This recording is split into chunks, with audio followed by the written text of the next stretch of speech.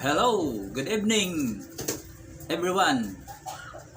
Happy New Year sa lahat ng aking mga kapamilya sa lugar na kung saan ako pinanganak sa Ricodo, Kawayan, Masbate. Kumusta po kayong lahat?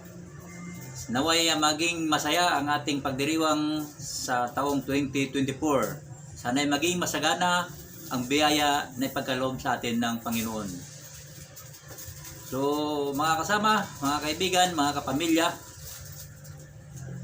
naway pagpasok ng 2024, mayroon naman tayong maisip na bago sa ating buhay.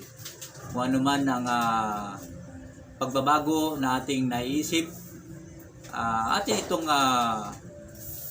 gagawin at gampanan ng maayos at ating itong sikapin na talagang mababago ang ating estado sa buhay pagpasok ng 2024. Kasi kung wala po tayong tinatawag na gagawing bago sa ating estado sa buhay sa ngayon, wala din po tayong aasahan na maging pagbabago. So, dapat mag-isip tayo ng bago para mayroong mababago. O, di ba, mga kaibigan? Ganun lang yun kasimple. Ngayon, kung kontento na tayo sa buhay na kinakalagayan natin sa ngayon, steady na tayo doon. Pero kung hindi man tayo satisfied, naghahanap tayo ng pagbabago, maghanap tayo ng bago para mayroong mababago. O, di ba? Ganun lang yun, mga kaibigan, mga kapamilya. Ganun lang ang diskarte sa buhay. Katulad ko, ako medyo may edad na, 50 plus na, pero hindi ako nawalaan ng pag-asa sa buhay.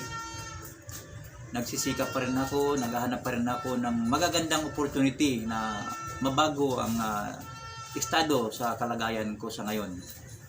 So sana ganun din kayo, lahat tayo gumawa ng paraan. Gagawa tayo ng paraan para mabago ang estado sa ating pamumuhay. Kung hindi man tayo naging kontento o satisfied sa kalagayan ng ating pamumuhay sa ngayon.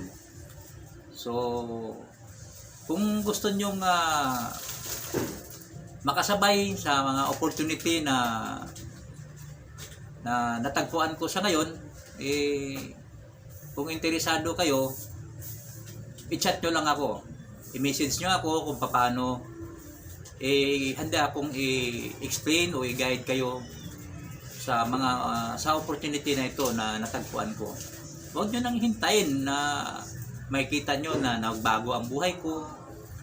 Huwag nyo nang hintayin na makita nyo na malaki ang pinagbabago sa buhay ko dahil sayang ang pagkakataon, sayang yung panahon.